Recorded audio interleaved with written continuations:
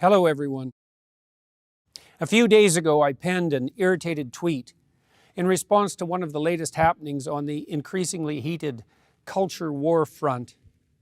In response to the decision of an actor named Ellen Elliott Page.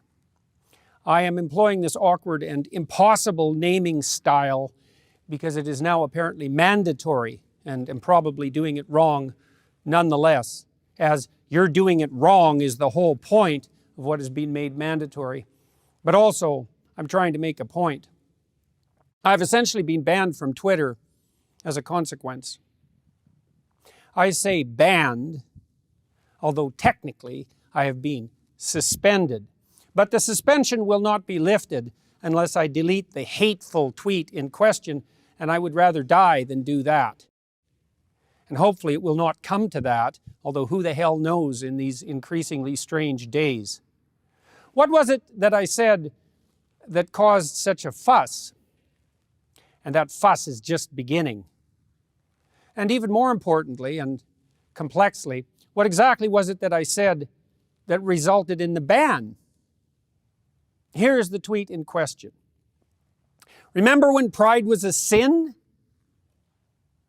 And Ellen Page just had her breasts removed by a criminal physician. And then a link to a story that detailed out the happenings.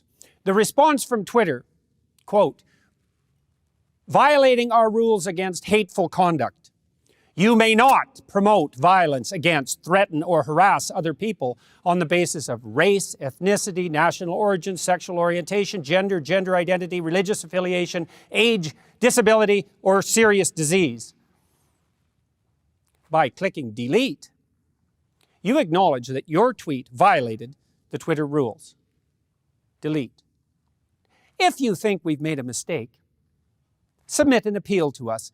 Please note that should you do so, your account will remain locked while we review your appeal. Let's take this apart. First, it is clearly the case that I did not promote violence against or threaten anyone with my missive. So that leaves the arguably lesser sin of harass. Let's assume, since I wasn't informed, that that was the crime.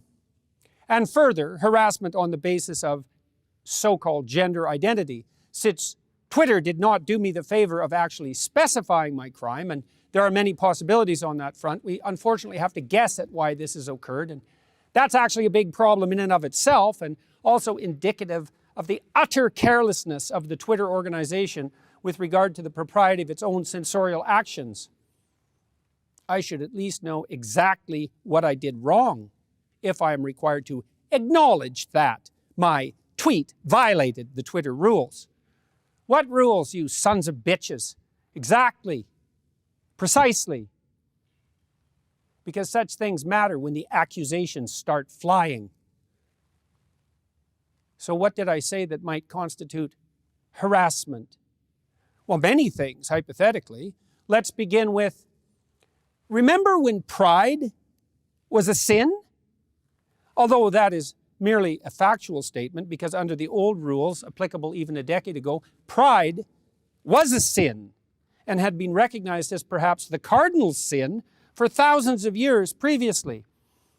It still might be regarded as unacceptable to the woke authoritarian moralists who now insist, for example, that we celebrate Pride Month, not hour or day or week, but month, and who have literally called it Pride Month instead of LGBT plus month or whatever else alphabet acronym which is currently insisted upon as the only acceptable enlightened terminology. I don't regard pride as a virtue. It has been classically regarded as a sin. I don't see that sexual orientation or sexual desire of any sort is something to celebrate or to take pride in. And so what I said was merely a fact. Now, it's possible that I hurt someone's feelings because I pointed out that pride goes before, for example, a fall, but I don't care about that, would do it again. And also consider it my duty to warn those who are about to fall into a pit that the path they are on leads suddenly downhill. But that was probably not the reason that I was banned from Twitter, although, as I said, I am in the position of having to guess. Next phrase to interrogate. And Ellen Page. Now, why did I stop there? Because in all likelihood, it was this seemingly innocuous phrase, including the name of a well-known actress, there I'm in trouble again, that likely resulted in my ban. I committed the fatal crime of what has come to be known in the appalling sensorial terminology of the insane activists as dead naming, which is the act of referring to someone who has transitioned, another hated piece of jargon and slogan, by the name and by the inference, the gender, really the sex, that everyone knew them by previously, and in the case of Ellen/Elliot, that millions of people recognized and knew. So I should have either called him, her, they, Elliot, instead of Ellen, although as we will discover, that would have made it impossible for me to say what I wanted to and need to say in the remaining phrases. Not that such a problem would bother those who are objecting to my speech in the first place. The next phrase is, just had her breasts removed. This bit suffers from a very similar problem. I employed the forbidden pronoun her when Elliot, Ellen, is now to be regarded as a he or else. But there's a conundrum here, to say the least, and not just for me, although I have been banned because of it. Was Elliot/Ellen a she or a he, or Ellen or Elliot, when she or he or they, that's Elliot or Elian by the way, had his or her or their breasts removed? If he or she was a he, then why was it necessary to have the mastectomy? And how could those I am writing to make sense of what I was saying if it was his breasts that were removed? Were those male breasts or female breasts that were removed? If they were male breasts, then why were they removed?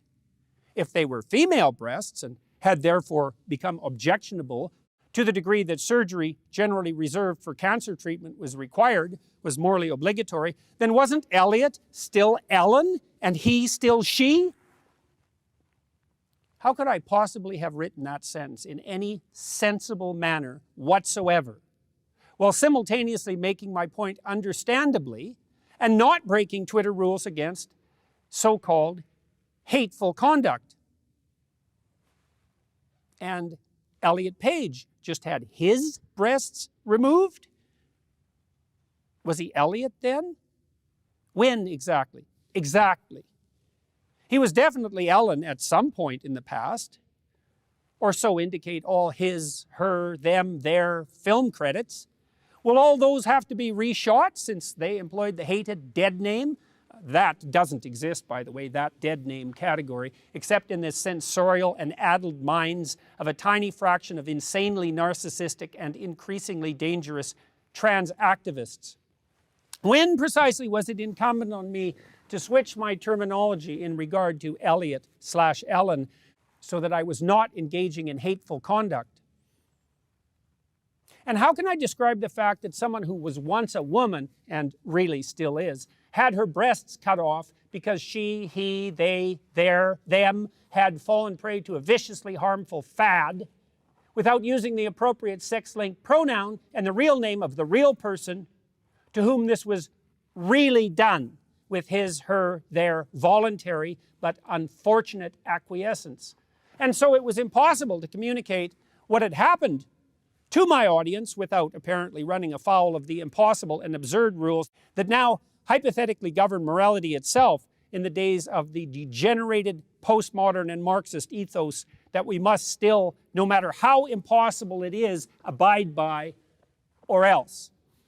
And you might object, Ellen/Elliot is an adult, 30-something, and fully capable of making up his, her, their own mind about such things, and she, he, they are welcome from the liberal and the libertarian position to go to hell in a handbasket as she, he, they see fit.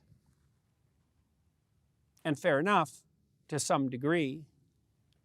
But I don't believe it is either merely picayune or inappropriate to point out that Ellen/Elliot, who is quite a good actor/actress, is also a ritual model for emulation, being a star with all the privileges and, let us point out, the responsibilities that go along with that. So by acquiescing to this surgery and by publicizing it, and by insisting upon the sanctity and the moral virtue of his, her, their new, expensive, dangerous, and medically enhanced identity, and by participating in the whole identity charade, Ellen/Elliot has undoubtedly, with his, her, their so-called courage, and remember the White House itself has tweeted out every indication of believing in the courage of those who transition, enticed many a poor, confused adolescent, girl most likely, to blame her emergent pubescent self-consciousness, confusion, and discomfort on being born in the wrong body, and believing that the courageous, self-affirming, and morally admirable route is hormonal treatment, sterilization, subjugation to a lifetime of expensive medical complication. How delightfully profitable is that? And misery. And I believe firmly that Ellen/Elliot, or whatever the hell her name or his name is, bears moral culpability for that. And finally, with regard to the final phrase, criminal physician, I must say that I've had some post-coital, so to speak, regrets about that phrase. It is clearly the case that the surgical operation performed by the butchers who butchered Elliot/Ellen was legal. So, was it criminal or not? Were the operations undertaken by the fascist physicians who carried out the Nazi medical experiments legal? Yes, under the laws of the time. But were they criminal? I'll leave that question up to you to answer. And further, perhaps it might be objected, what about the damage done by hypothetically leaving those confused about their identity to dwell in their confusion? Aren't we morally obliged to intervene? And I would say, no. Why? Well, first, do no harm, as the Hippocratic Oath, remember that, insists.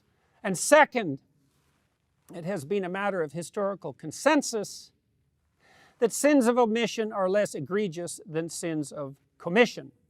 Thus, leaving someone with gender dysphoria, no matter how warranted, and perhaps it is in a very tiny minority of truly unfortunate cases, to suffer the consequences of the theoretical mismatch between soul and body is less of a risk ethically, personally, socially, and philosophically than the extremely active intervention that constitutes so-called gender-confirming, another hated phrase, surgery.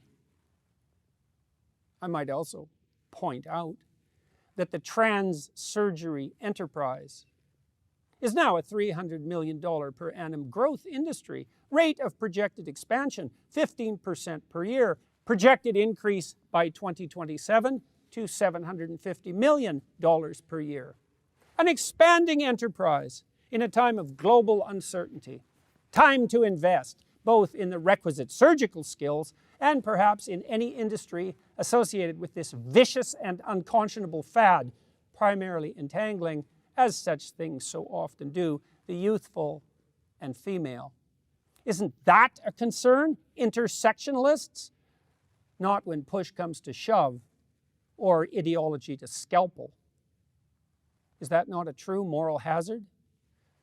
And I'm not taking down that tweet or acknowledging that my tweet violated the Twitter rules. Up yours, woke moralists. We'll see who cancels who. Twitter's a rat hole in the final analysis, and I have probably contributed to that while trying to use, understand, and master that horrible, toxic platform. No doubt I owe some apologies for that, and I'm trying to learn, but it's a relief in some real sense to be banned, and I regard it under the present conditions as a badge of honor.